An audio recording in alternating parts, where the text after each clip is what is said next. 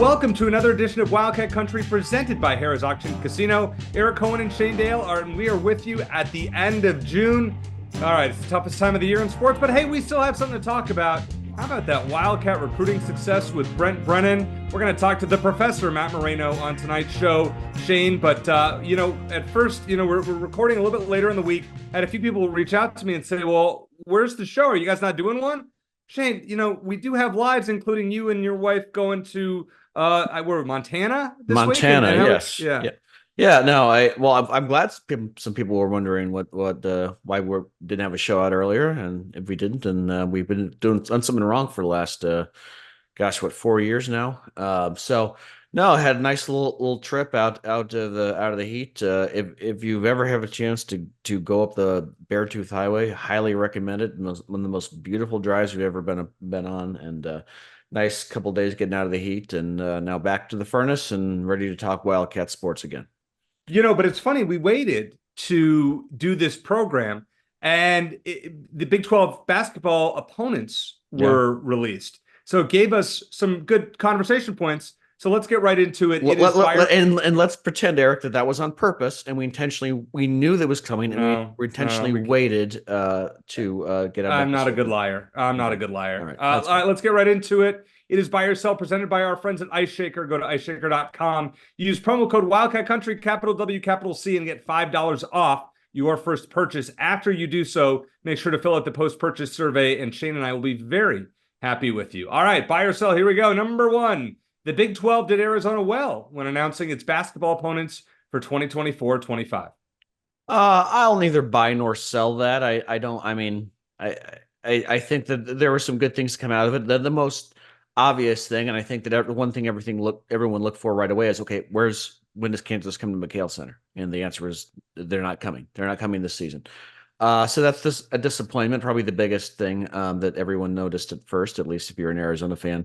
For the most part, they missed some opportunities to have some marquee top 10 matchups more than once, like the Kansas matchup, which will only be in Lawrence this season. They will play Baylor and BYU twice, which will be great tests for them. I know, don't be afraid. They'll be good tests. It'll be a good thing, Eric, I promise.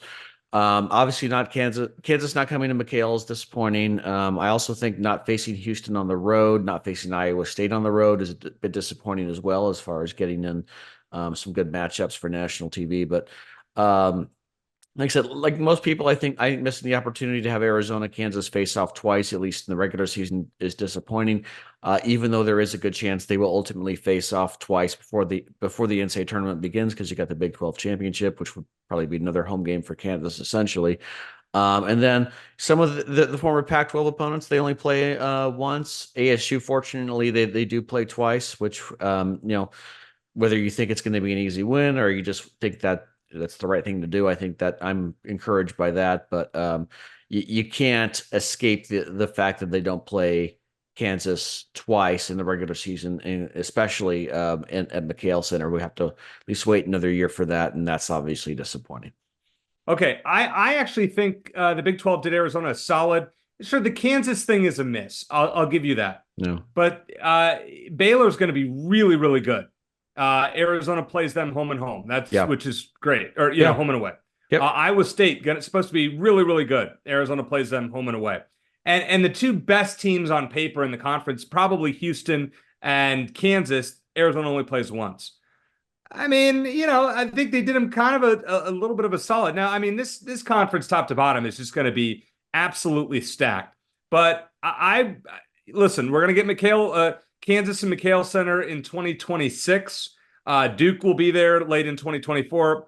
And the schedule is going to be difficult enough as is. Yeah. Not playing Kansas twice. I get it from if you have season tickets to Arizona basketball. Yeah, you're kind of upset about that. Yeah, all right, fair enough. But outside of that, I'm not really all that upset. However, Shane, on paper, this looks to be the most difficult Arizona basketball schedule that I can remember since at least 2001. Buy or sell. Well, so they do play Iowa State twice. Did I miss that? They do home and away. Yes. Okay, I apologize for that. I thought I missed that. Okay, so that adds to that question for sure. I guess sorry. Back from vacation, missed that. Apologize. Yeah. So in 2001, Arizona played a top 10 Illinois team twice. They played at UConn. They faced the number 2 Stanford team. That was back when that rivalry was off the charts. They hosted a number 2 Stanford team and then played at number 1 Stanford. That was a game that they won in 01, on their way to the NCAA tournament championship game. Now the following year was probably even more difficult. They lost 4 or 5 starters from the previous year, and then they had to open the season against number 2 Maryland, number 6 Florida, number 23 Texas, number 8 Kansas, and number 5 Illinois. Those are the first 5 games on their schedule that year. Great series of early season tests for a pretty young group, and they won 4 out of 5 and 4 of those 5 games. They had 8 games against ranked teams in conference play after that. That schedule seems comparable to the one they're about to play in terms of a conference schedule. Their non-conference schedules haven't been as challenging for the most part since then. And the Pac-12 and later the Pac-10 at the time, and then later the Pac-12 kind of began a downward slide from that point. Now we don't know the rankings yet. We don't know that Arizona will. We know Arizona will have to play at Kansas and at Baylor, and then the games against Houston, Baylor, at Iowa State, all home games, and then at Iowa State, like you said, all of which are likely top 10 teams entering the season. And for the non-conference schedule, Arizona won't play Purdue, but they will face UCLA, as we know, and Phoenix, which looks like they'll be very good again next season. They have Duke at home. They're at Wisconsin, and they could face Gonzaga and some other tough teams in the battle for Atlanta. So you could make an argument that Arizona's non-conference schedule was even a bit tougher last season than it looks like it will be this year. But when you throw in the Big 12 opponents, there's no question it's going to be a more difficult schedule from top to bottom next season. And probably the toughest they faced since the Pac-10 was actually one of the nation's best basketball conferences over 20 years ago. All right.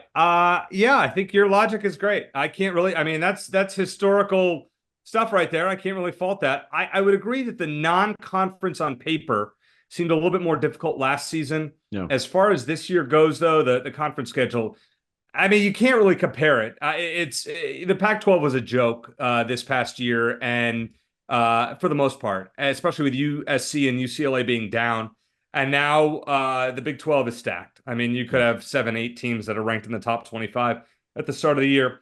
So, yeah, I mean, you can argue this schedule is going to be tough, and Arizona's going to lose a lot of games. With that said, they're probably still going to be a higher seed despite losing those games. But just wait, and I'm going to say this. I've said it before, and I'm going to regurgitate it over and over again. The fans are going to complain, Shane. They're going to be upset. Oh, my gosh. Arizona, fire Tommy Lloyd. Schedule's brutal. I mean, Duke was going to have trouble with this schedule. Kansas is going to lose 4 or 5 games, you would think, with this schedule. That's how good the conference is going to be from top to bottom. Yeah, they're going to get punched in the mouth a few times. And I don't, again, you and I can debate over and over whether that's a good thing or not. I noted we had a little exchange on social media the other day about Arizona lost 9 games in 97. No, does anyone care now? Of course not. They lost 8 games, and I think it was 01. They lost 8 games. They got off to a kind of a rough start that year until they got their act together. Your point about social media being what it is, yeah, people have knee-jerk reactions to things, but I do like that, especially in conference play this year. For years now, and, obviously for the whole Tommy Lloyd era and for a lot of the Sean Miller era, the Pac-12 was really about avoiding landmines in terms of just dodging the possibility of one bad loss after another. Well, there's not a lot of bad losses to be found in the Big 12. You got to find a way to win some of them, in order to get a decent seed and get in the tournament. But I don't think that's going to be a problem. I think now there's just opportunities to either you win or you lose, and it doesn't really hurt you when Ned and KenPom and you have a chance to learn from it and get better. And I think Arizona got that half of the season, or not even half the season last year, and this year they're going to get it throughout the season. And I think going into March, that's only a good thing. Okay, all right, I respect that. Now let's talk about a weird one I found. So there's a guy named Noah Darling who is a college baseball writer. And after the College World Series ended with Tennessee beating Texas A&M the other day, he put out his way too early 2025 Omaha 8. A&M, LSU, Arkansas, Georgia, Clemson, North Carolina, Oregon, and Arizona.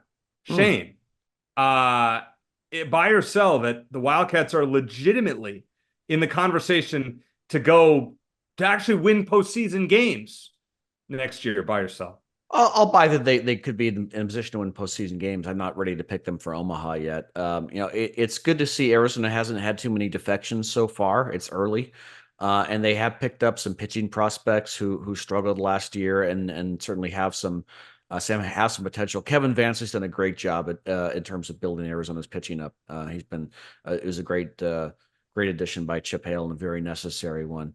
And the good news is they should return most of their hitting next year, at least as of now. They had a lot of new faces in the lineup, and a lot of them made big strides, and most of them should be back. They don't have a lot of seniors in the hitting side. Jackson Kent, I think, is eligible to return to the rotation. I'm not clear on Cam Walty or Clark Candiotti at this point. I think they're both seniors, so I'm not sure they have any eligibility left. And I think we're kind of past the COVID year, so I don't think so, but I'm not 100% on that. And then there's a looming transfer portal, like I said. But if Arizona can come close to duplicating its pitching success, they were one of the best teams in the country last year in pitching, and return most of the underclassmen in the lineup, there's no reason they can't be at least as good as they were in the second half of last season, and get back to regionals and hopefully win a game or two next time. All right. So here's where I'm struggling with this. You have a guy in Chip Hale who doesn't win postseason games, and we're projecting them to the Final 8. I mean, I appreciate it, and I'm excited if that's the case. I guess I just don't know enough. So I don't want to sell it and sound cynical, but I don't want to buy it either, because I don't feel like I'm informed enough to know who's coming back, who's not. I think it's an ambitious prediction by Noah Darling. I hope he's right. I think it's certainly fascinating, but I'm going to hold on that one. I know it's kind of a cop-out, but I mean, I think you probably understand that. I think you gave June. Great logic. I think you're okay on that. Yeah. Okay, just checking. All right. Number 3 here in an abbreviated buy or sell. It's possible, Shane, that Brent Brennan's staff might be better at recruiting high school players than Jedd Fisch proved in his 3 years at Arizona. We saw the Wildcats get a whole bunch of commits, and we're going to talk to Matt Moreno, the professor, in the next segment. What do you think? Buy or sell this one? I will buy that it's possible. I think it's too early to say. And to your point, Eric, Arizona landed a lot of 2025 commits in the past week, including Robert McDaniel, who looks like he could be the successor to Noah Fifita if he remains committed, of course, which is always the trick, especially nowadays. Sure. They landed 1 4-star running back out of Texas, and a lot of 3 stars with some upside, including a lot of defensive backs, which is, of course, Dwayne Akina's bread and butter. They currently have the nation's number 39 overall recruiting class for 2025, according to Rivals, which isn't bad for a coaching staff in its first year at a power conference program. One thing Matt Moreno did tell us last month that was very encouraging to me, which is Brent Brennan and his staff were in on a lot of really talented players, including some 4-star and high-end 3-star guys, even at San Jose State. They were often in those players' top 3 or 4 schools, the final 3 or 4 schools. Of course, they didn't land most of them because at San Jose State, they couldn't compete with some of the bigger boys out there. But now that Brent Brennan and his staff are at a program that competes in a power conference, I think it's possible they could consistently get some of those guys. I think being able to have some success in his first season, Brent Brennan needs to have some success in his first season at Arizona. Especially with some of the guys he's been able to bring back. There just aren't a lot of excuses not to, injuries, barring injuries, to not at least, win 7 or 8 games. I think that's going to be big, and whether he's going to be able to turn some heads and convince some of these high guys who are even more well thought of nationally than the guys they've already landed to come play for him, because, he doesn't have those NFL connections like Jedd Fisch and his staff did. And to be fair, very few coaches do. But he is a relationship builder. We learned that everyone from Matt Moreno to Brent's brother, who joined us after the hire, have said the same thing. Brent is one of the best at building relationships, and that's still very important. If you can prove he's a winner on top of that, then yeah, I think it's possible that Brent Brennan and his staff can bring in classes at the same caliber, and maybe even better than the Fisch staff did. But it's just like the baseball question, it's still very early on that question. All right. Yeah, I think you're right. It is very early. With that said, it's pretty darn encouraging that this staff is able to close. Mm. And Yeah. I don't put a lot of stock into high school recruiting. It's hard, and we know that the transfer portal is so important these days in college football and college basketball. But I'm encouraged for what they've done. I mean, Brent has and his staff have been able to get guys on campus and close them. Yeah. We're not talking about T-Mac caliber players. And I think that's where, Jed in his last couple of years, getting the T-Macs, getting the DeMond Williams, who's a big time recruit, who unfortunately, is now at Washington. I mean, Jed was able to close.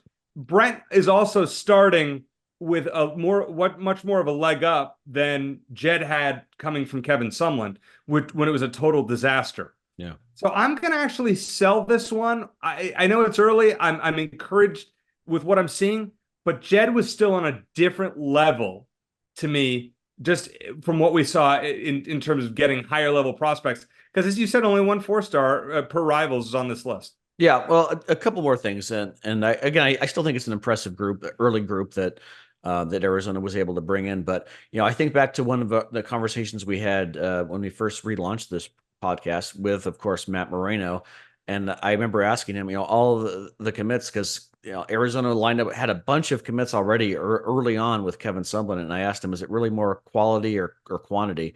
And Matt said it's really more quantity with Kevin Sumlin, because a lot of times the guys they brought in, Arizona was their only power program offer. They would choose Arizona over maybe a couple of Mountain West schools. This is not the case here. Several of the guys that Arizona landed just this past week had offers from bigger name programs than Arizona. Arizona football is not Arizona basketball. We all know this. So that's a good start. And I think that if Arizona is able to win this fall, that will obviously only help things, because winning definitely can turn some heads. And the other thing is, even though I know we all hate Jed Fish, I think he made a good point when he was still here about, in football, the difference between recruiting in college football versus every other sport is once you land a verbal commit, you have to court them even more. It's kind of like if you're a guy and you get a girlfriend, and now all the girls are like, oh, must be something to that guy, and then it's kind of the same concept, and so it's really tough to hold on to verbal commits. And we know just from our experience, the Wildcat country curse, as we like to say, we don't like to invite commits onto the program anymore, at least not until they sign a letter of intent, because a lot of them, including KJ Simpson, who just got drafted a couple of days ago, go play somewhere else. So you look at the lineup of guys that Arizona has, there's a good chance, it's almost certain, that at least a couple of those guys are going to go somewhere else. But hopefully in the meantime, Arizona will, get some of the guys from the other schools, you'll even out, and hopefully even add up to bigger and better things. But again, I think a lot of that is going to come down to how Arizona does this fall. And you heard it right there. I think while it was an abbreviated buy or sell, I think, Shane, you were spot on a lot of your points there, and good history lesson there. And I guess with Arizona basketball scheduling, and as far as Brent Brennan goes, you're right. It comes down to what they do this year. I mean, win 9 games, Arizona's going to land a lot of these players. Win 6 games. I mean, right now in Rivals, according to Rivals, ASU is significantly ahead of Arizona and has 3 4-star commits. Arizona only has 1. Better chance to play right away at ASU right now. I would at least say that. So Wildcat Country is brought to you by Harrah's Auction Casino, as most of you know if you listen to this program every week. And we're putting this podcast out on late Friday night, early Saturday morning. And if you have a chance on Saturday night to head over to Harrah's Auction Casino, you can play the Win Your Wheels giveaway. So it's time to play for your chance to drive a brand new car away. Harrah's Auction Casino is celebrating its 30th anniversary with the Win Your Wheels giveaway. It's your chance every month. So this June 29th, to win a new car. Just play your favorite slots at Harrah's Auction using your Caesars Rewards card on the last Saturday of each month, which is the 29th, to win your wheels. The more you play, the more entries you'll receive. Harrah's Auction, play for all. If not, wait till the end of July. You could win a new car. And hey, by the way, you want to drive to Tucson for Arizona games in the fall, not a bad idea to have a new car to do that in. I'm just throwing that out there. You never know. That can't hurt. All right, coming up next, the professor, Matt Moreno, joins us here on Wildcat Country.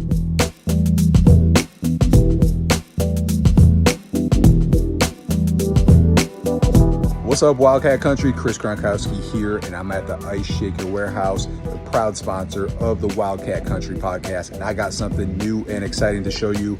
We're talking about the 4D printed University of Arizona shaker bottles with the Legacy Championships on it. Check it out now at iceshaker.com.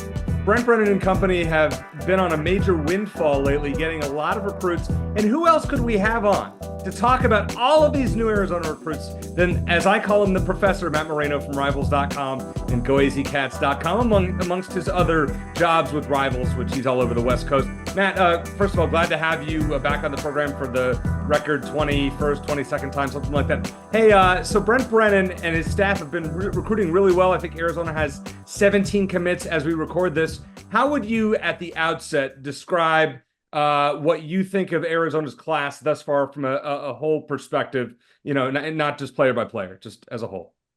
Yeah, I think it's a step in the right direction. Obviously, this time a month ago, there was only a couple guys that were committed. You weren't sure what the class was going to look like, and then it ballooned in a matter of 10 days or so.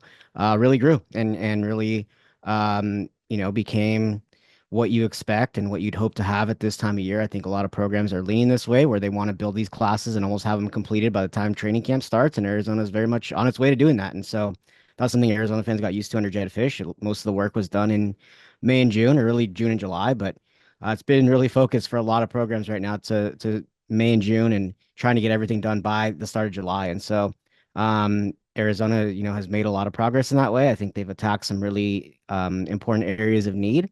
I think that in terms of the star rankings, it's not going to blow anybody away, but I think there's been some quality within this class and some really nice pickups and overall, a step in the right direction from where they were a month ago.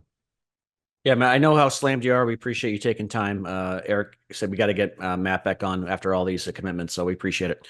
Let's talk for a second about Robert McDaniel, Arizona's quarterback commit for 2025. Looked great at the Elite 11 finals, impressed a lot of people. What are your thoughts on him, and could he maybe be, Arizona's looking for an heir apparent for Noah Fafita because Damon Williams followed Jedd Fisch to Washington. Do you think McDaniel could be that guy?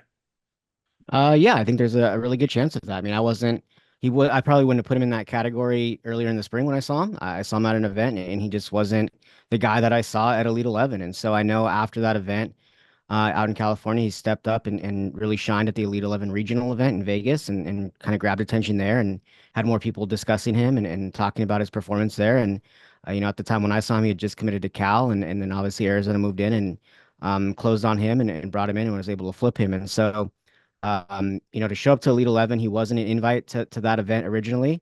The Tennessee commit, George McIntyre, had an injury and wasn't able to attend and wasn't able to participate. So they called in Robert McDaniel and they were able to, slide him into that spot as a reserve. And I think there were some questions, from people that were unsure of what he was going to be able to do and if he was going to show that he belonged with the rest of that group. And you had some of the top quarterbacks in the country, at that event, including Julian Lewis, who's the #1 overall recruit, Tavian St. Clair, who's going to Ohio State, who's maybe eventually become the #1 recruit. And there were moments when he outshined those guys. And so he looked like he meant business the entire 3 days of that event. Had his moments where it wasn't perfect and wasn't necessarily great, but he bounced back. And I think that was the one thing that stood out to me watching him over the course of those 3 days was anytime he had a bad throw or had a bad rep, he always bounced back and came through really strong. And the second day in particular, which is the pro day at Elite 11, you go through pretty much every throw that a quarterback has to make. You have the spotlight all to yourself. There's nobody else throwing. Each quarterback gets about 7 minutes or so to kind of just have the spotlight to themselves and have their opportunity to shine with nobody else doing anything. All the eyes are on them. And that was his best day. That was his best performance. There was moments you came away from that. There was moments when you said he played and performed better than pretty much most of the guys there. I think at Rivals, we had him #4 on our list of all 20 quarterbacks that were in attendance on the pro day specifically. And we had him ahead of Julian Lewis, who Elite 11 saw it differently. Julian Lewis ended up winning the pro day event, being the champion of that day. But I thought there were a lot of moments where Robert McDaniel looked better than, Julian Lewis, who's committed to USC and #1 recruit in the country, all those things. And so, it was really impressive. He can make all the throws. I think that there's a certain moxie that I like about him, where again, he kind of had a serious look on his face the entire week that he was there and the other or 3 days. And he was really impressive. And so I think there's a lot there. I think he's probably going to get a bump in the ranking. We'll see how high he moves, but um, you want to perform well at an event like that because there's so many people who make those decisions watching you, and he stepped up, and there's just no way to overlook that, to underplay that. He stepped up when he needed to, and I think now the conversation becomes a little bit different, where now you're saying if you're Arizona, is there going to be another program that comes in and says, "Hey, we saw or we heard what you did at Elite 11. Yeah. Now you have to keep on to them." Where they were able to kind of do that to Cal and pull him away from Cal, where Cal, obviously has a closer connection, a little bit closer to where he lives, and so they have a better idea of what he's about. The staff at Arizona also does too, because they offered him at San Jose State. They have a kind of an idea, but now he's going to be on the national scene and national scale. And if he continues to go out and do the same things that he's done the last couple of years at the high school level, he's had amazing stats. There could be some programs if they lose their guys down the road, or some things change, where there might be some other programs kind of trying to come and see if Robert McDaniel is available. And so that could be a different kind of conversation for Arizona than they probably anticipated having when he committed and when he flipped. But if you can hold on to him, he's a very, very good piece, and definitely somebody who could be the heir apparent to No Fafita. Yeah, I remember Jed Fish when he was still at Arizona. He said something like, "When a guy commits, it's almost like you have to recruit him even more because everyone else is going to be after him." So I'm sure you're right about that. Looking down the list on Rivals rankings, Arizona they have a lot of 3-star guys. Certainly a lot of guys with upside. They only have one 4-star commit at this point for 2025. Wesley Yarborough, running back out of Texas. You mentioned the last time we talked that a lot of these, maybe 4-star, high-end 3-star guys that this coaching staff wants, they might take a wait-and-see approach. Let's see how the season goes before we commit. How much does Arizona's on-field performance this fall matter in terms of getting some more of those guys? I think it matters a bunch. I think it matters a bunch to keeping the class intact because, like I said, I think there's going to be a lot of changes. I think you're going to see it across the board. There's been, I don't know, in the schools that I've covered, maybe 100 commitments within the last week or so. I mean, it's been unreal. And so it's what programs want. They want to lock these guys up before they get into training camp. These coaches kind of only have July as their time to relax a little bit. And I think a lot of coaches are like, hey, we want to take advantage of that opportunity. And a lot of the work is being done right now. And there's going to be a handful of recruits that commit in the next couple weeks here, and then it kind of will die down until the training camp starts. And so um, I think there's going to be a lot of decommitments, and that's no surprise. We've seen that trend every year, and so that's not specific to Arizona, but I think it'll be important to not only adding to this class, but keeping everybody on board as well, because I anticipate that some of these guys are going to get more offers, they're going to get more opportunities, and we saw it happen last offseason. Coaches are going to change, and it's going to be different 6 months from now than it is today, and so there's a lot that can change, and so the on-field performance is going to be huge for this staff because they're gonna have to prove to recruits that, hey, we can do these things. We've told you about them, but look at us do them. And so I think there's a very good team to do that. But you have to prove it on the field. And I think there's gonna be a lot of recruits that are gonna be keeping an eye on what Arizona does. If they go out and have a successful season, there's gonna be guys that you're maybe not even talking about right now who are gonna become part of the equation and potentially in play. So a lot can change, but on-field performance for sure is gonna be a huge, huge part of the recruiting success that this staff has going forward. I think so far they've done it a lot on personality. I think recruits are really gravitating towards the personalities on the staff and the kind of history of these coaches. Someone like Dwayne Aquina and what he's been able to do at his previous stops, I think has been really, really important.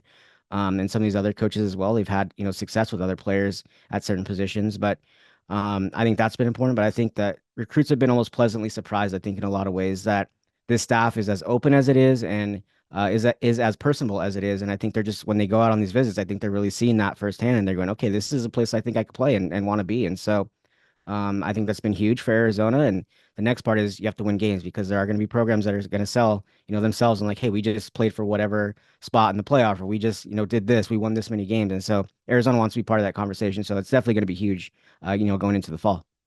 Yeah, I think that's a great point, Matt. I mean, if Arizona were to somehow win the Big 12, as you've discussed with us, and were to play in the Big 12 championship game and somehow made it to the college football playoff, I mean, that would be a big boost for recruiting, you would think, towards that time. All right, of the 17 commits they've gotten, only one is a 4-star per Rivals, which is Wesley Yarborough, the running back. Which player or players do you think might make the move up, in your opinion, to the 4-star, or potentially, likely not, but above a 4-star ranking before it's all said and done? Yeah, I think there's a couple options. I think obviously Robert McDaniel is going to have an opportunity to do so. I think he's obviously put himself on the radar, like I mentioned, and if he doesn't get to that 4-star range, which I don't know if he will based on one performance, I think there's going to be some more that he has to prove and show going into his senior year. But if he doesn't, I think he will have an opportunity to do so once his senior year rolls around, because again, I'm expecting him to put up some huge numbers. And so it could be a process for him to get to that level. I think he's definitely in play. Like I said, he more than held his own against, some of the top prospects out there that are, the 5-star range. And so I think he'll have an opportunity. Um, Sione Tohi, who plays at Mater Dei, an offensive lineman, is already pretty highly ranked, high 3-star guy at Rivals, and he's been an All-American. He's been a multi-year starter for Mater Dei High School, which is arguably the most talented roster in the country. Um, he's somebody that I would keep an eye on, because he's going to obviously have a ton of attention on him just based on where he goes to school. Everybody's going to be watching Mater Dei pretty much weekly. They're going to be paying attention to all the players that they have there who are going to, any number of programs across the country. And so that could get him lost in the shuffle a little bit in terms of attention, but I think he's going to be someone to keep an eye on, because they have a 5-star running back, Jordan Davison, who's just committed to Oregon. And you're going to be paying attention to the guys that are blocking for him, and blocking for the quarterbacks, and everybody else they have on board there. And so I think he's somebody that I would pay attention to as a potential candidate to move up to 4-star status. With everybody else, it could be a little bit of a difficult task. A lot of these guys have been seen quite a bit, and so especially with all the Texas recruits, there's just so many prospects in Texas. It's really hard to navigate that and really stand out, because there's just so much talent there. So it could be difficult for some other guys, but those are a couple I would keep an eye on for sure. So when people see these recruits, fans see these recruits, and they sign and they say, well, the offer list was only Nevada and Boston. I mean, lesser known Power 5 schools and maybe Mountain West, so not necessarily the Power 5. How much do you make of that as far as comparing offer lists? Or do you just say, hey, this guy's a good player, I don't care who offered him, I think this guy's a 4-star player, the way I evaluate him? I'd probably make more of that than the coaching staff. I think coaching staffs probably make the least of that among anybody.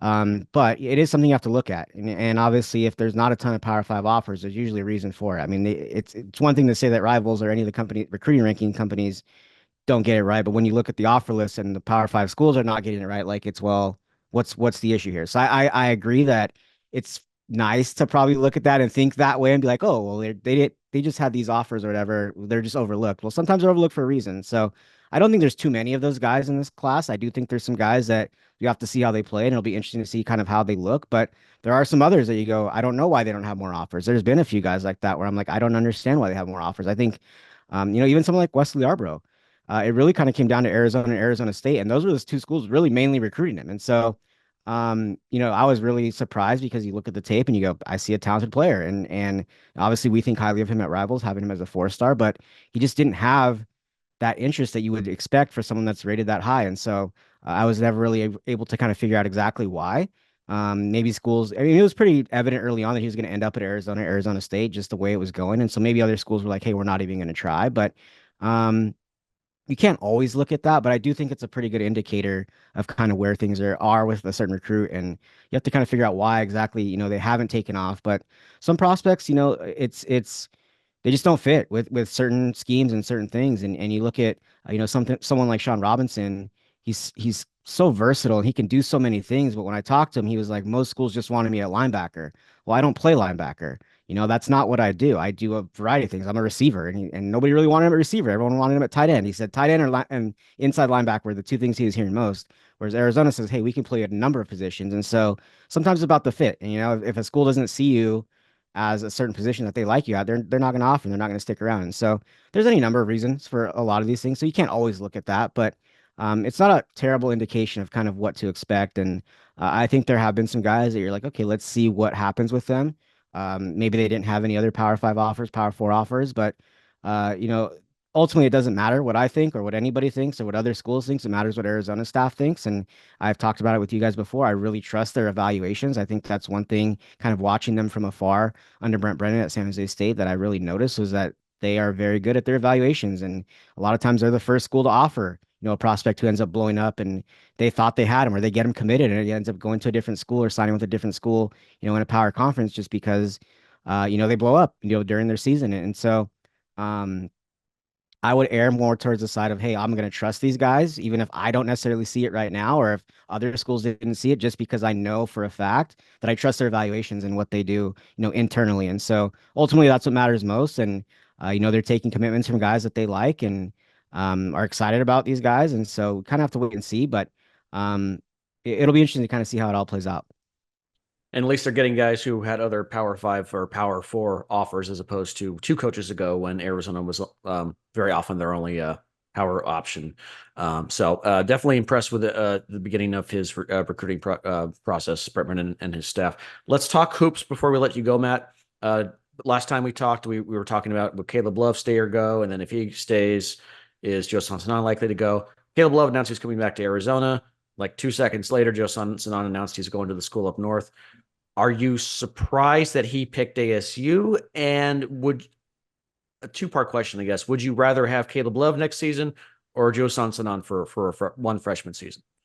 Caleb Love, instant, yes. I mean, I don't think you could ask any college coach, would you take a freshman versus a guy who won Pac-12 Player of the Year and have a veteran on your roster? I think every coach would say, yes, give me the guy who I know what he does versus the guy who's a freshman. I don't care how talented the freshman is.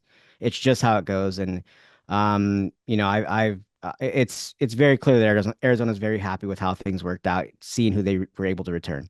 I think anytime you can get experience back, it just outweighs anything that you're going to get from a freshman for the most part. I think Joe Sanson is going to be very, very good. I think he's going to be a talented player. I think Arizona fans will be like, man, if that guy was on this team, imagine what they would look like. But that's just not the reality. I think there's a lot of people who would tell you that he was probably never going to end up at Arizona.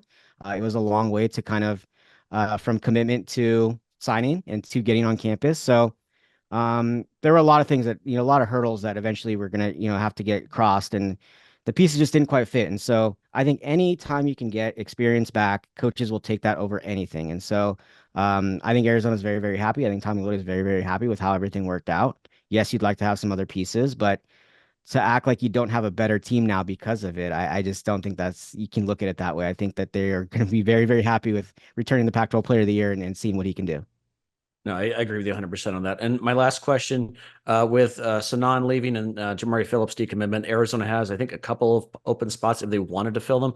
Tommy Lloyd says something to the effect that he's really just not interested. He's happy with what he has. Any chance he changes his mind? Any chance Arizona might add someone late here, in your opinion? It's looking less and less likely at this point. Talking to some people at Section 7 and getting an idea kind of where things stand, I kind of heard the same things where it's just not a huge concern right now. Most programs know that eventually you're going to only play 8 or 9 players at most. You're probably going to play 7 or 8 for, a huge chunk of the season, especially once conference play begins. And so assuming you're healthy, you're probably only going to play 7 or 8 guys anyways. So there's not a huge need right now. I think if they do add anybody, it would just be kind of an alternative kind of piece just to add to the roster, not just for the sake of adding them. If they do add somebody, they'll like them, but it'll be more of somebody that they don't necessarily need to rely on because they have their core. They know the guys that they're going to rely on. Those guys are already practicing, getting going with the summer workouts and all that. So I don't think there's a huge need. I think if things fall into place, they could add somebody else. It'd probably be a max of 1 at this point. I don't think they're adding more than 1 guy if they do add somebody. But I heard the same things, when I was at Section 7 and was having some conversations. It sounds like everyone's pretty happy with how things are going and how the rosters come together. And if they add somebody, great. If they don't, they're not going to be losing sleep over it. And so I think it's one of those things where they feel pretty comfortable. If you add somebody, I think it's great. If you're an Arizona fan, you get excited about it. But the reality is, again, they're going to have their rotation. Their rotation feels pretty set already with guys that are going to be contributing. I think there's been, even through the kind of the summer workouts, I think there's been some guys who have maybe impressed more than they thought as well.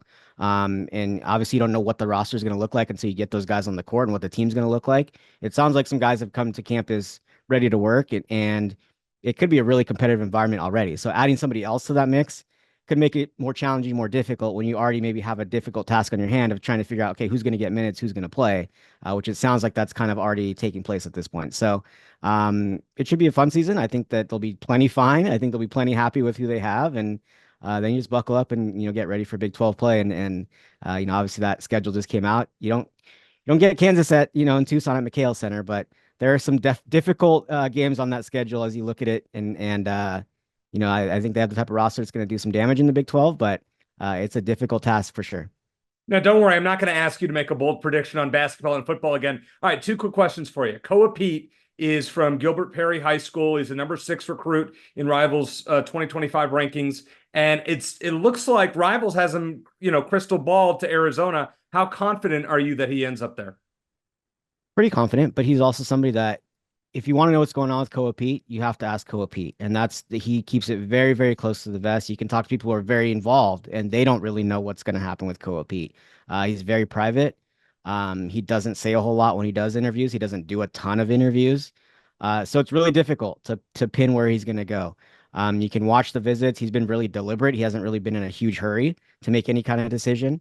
So it's really difficult to say, yes, he's going to go to Arizona. But really, since he came on the scene as an 8th grader, the thought has been he's going to end up at Arizona. Arizona's made him a huge priority. He is somebody that they know, and he knows that, hey, we want you. We'll move whatever pieces we need to move to get you to Arizona.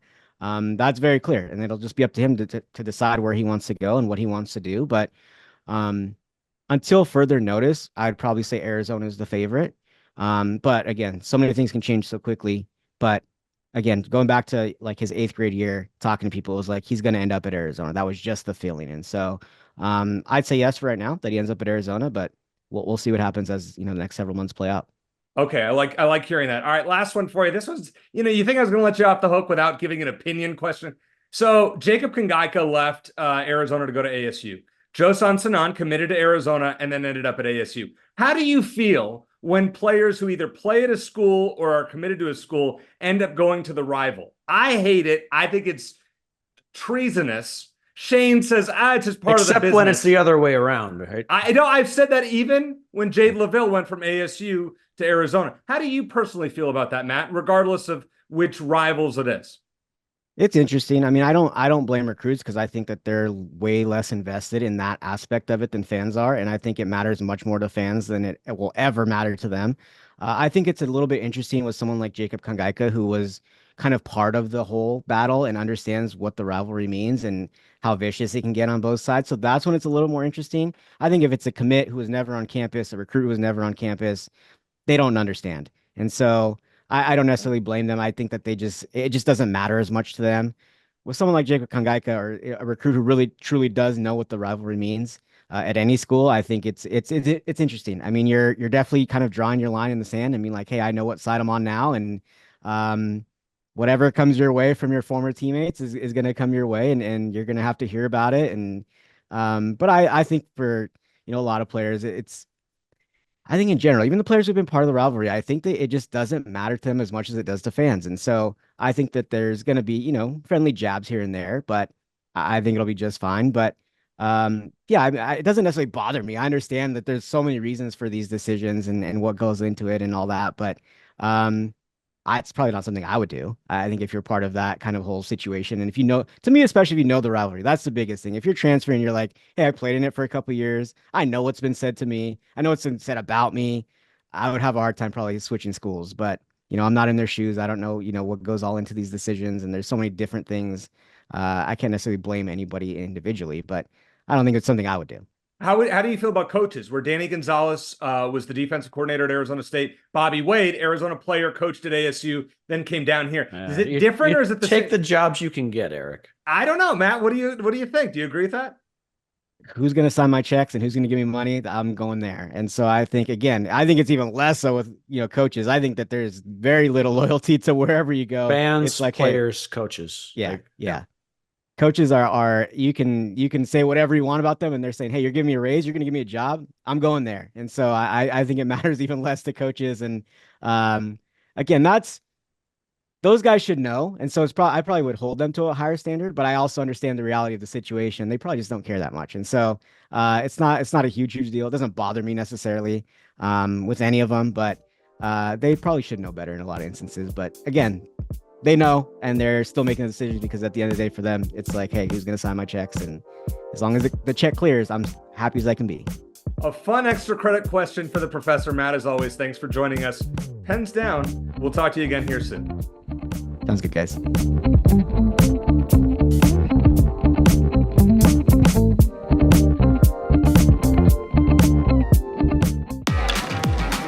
Discover more Play for All at Harrah's Auction Casino. Hi, folks. Here are your drinks. Where having fun means racking up reward credits with the Caesars Rewards loyalty program that can be redeemed for food, free play, hotel stays, and more. Not only here in the city of Maricopa, but also at more than 50 Caesars properties coast to coast. From Harrah's Las Vegas to Caesars Palace in Atlantic City. What are you waiting for? Play for All at Harrah's Auction Casino, the official sponsor of Play. All right, great to catch up with Matt. Always fun to have him on the program for the 20-something time. At some point, I'll get that number updated. We're always smarter after listening to the professor. You really are, yeah. And I know how. And again, I know how. You have no idea how busy this guy is, and he took time for us again, and we really do appreciate it.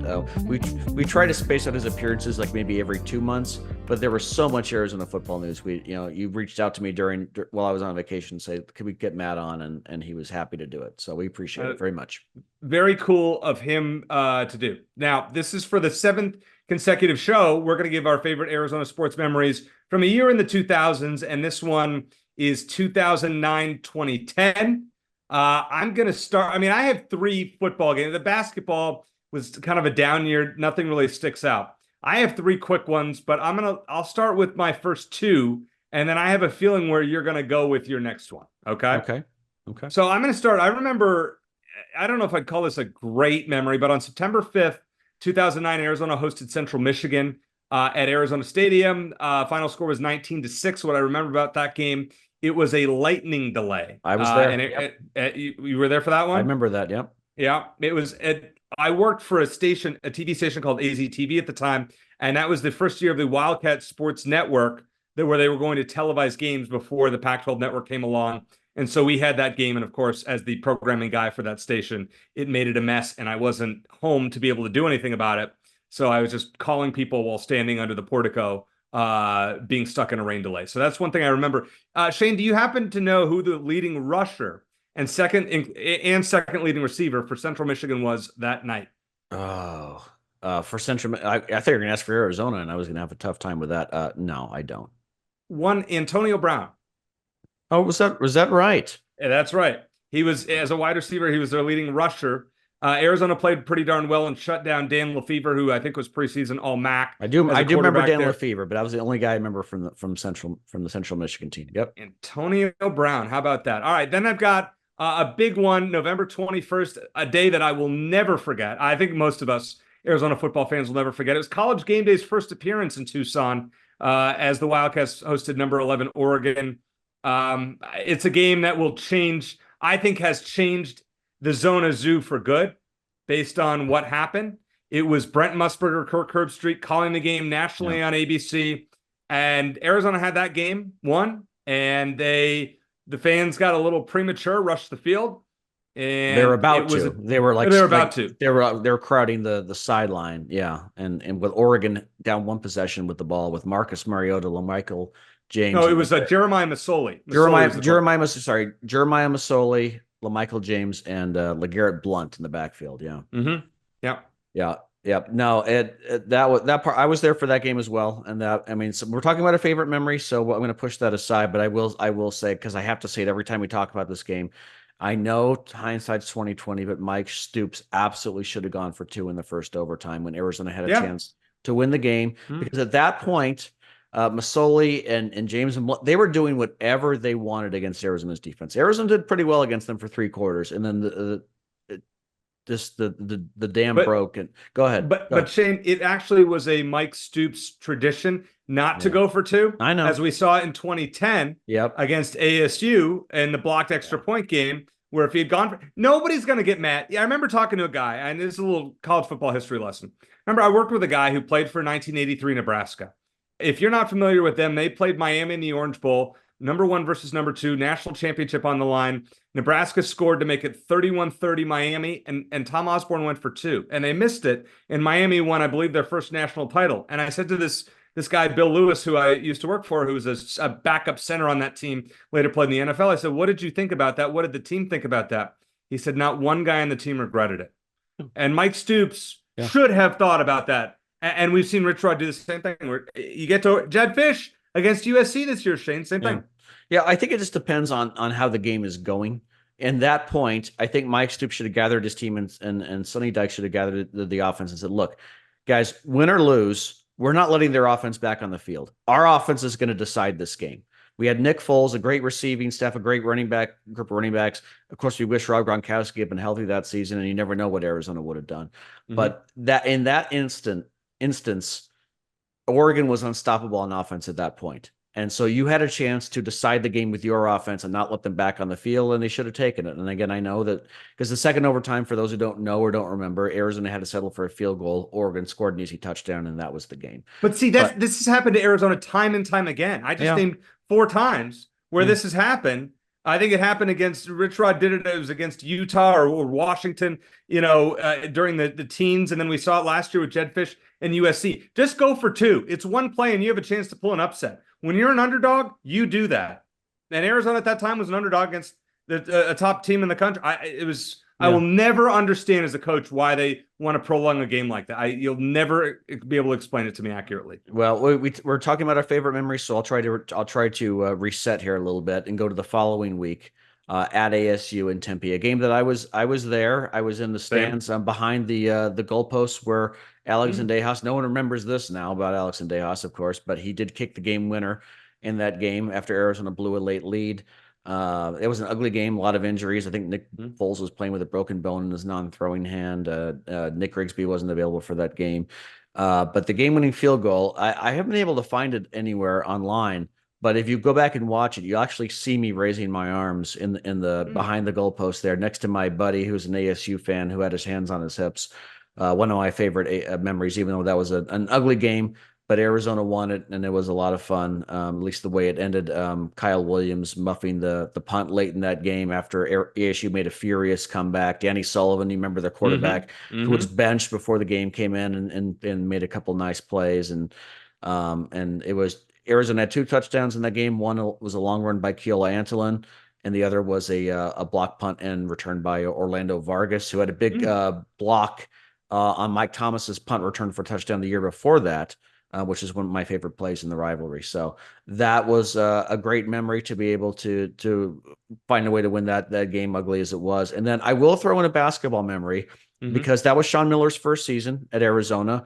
And if you remember senior day against USC, they were Arizona was a 500 team that year. They weren't going to the tournament. But if you remember, Kyle Fogg gets fouled on a 3-point shot with less than a second left, and he has to make all 3 free throws.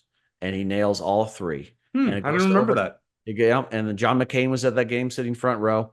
And then the second overtime, Nick Wise may have taken an extra step, but he scores the game winner on senior day when he was a senior. Chase Budinger and Jordan Hill had left for the NBA. Nick Wise was still there, and he led U of A to a very memorable senior day win on what was a very mediocre first season for Sean Miller. The following year was much better. It was a rough year to say the least, and certainly not what Arizona fans had come to expect. But that was a big bright spot in what was a very mediocre season. So after Arizona beat Arizona State in the memory that you talked about, they played at USC, which is a great win. The last time Arizona won on the road at the Coliseum, they almost did it this past year. Against Matt Barkley, if I remember right. Right? I believe so. Yeah, Matt Barkley was quarterback at USC. Yep. And I'd have to double check that, but I think regardless, 21-17, they took care of business, and they were playing in the Holiday Bowl. And I was so excited because I got tickets to go for that. I went to an awesome pregame party at the Hard Rock hotel in San Diego. I remember that. Antoine Cason hosted the party. It was a cool deal. And I got to the stadium that night, and I had tickets in the nosebleeds. It was raining, it was cold, it was windy, and Arizona, while I was in the stadium, did not cross the 50-yard line. Yeah, horrible. It was the probably the worst Arizona game I've seen in person. Nebraska just dominated. I'll admit I was there too, and I will admit that I left in the third quarter when it started raining because I'm like, screw this. Even though I made the drive out there, it just wasn't worth it anymore. But yeah, I will again. Going back to happy memories, the USC game, I remember Foles to Kreiner in the last 2 minutes of that game to win that game. It was a weird season because I think both ASU and Arizona had games after that one, which I think was the last time that happened.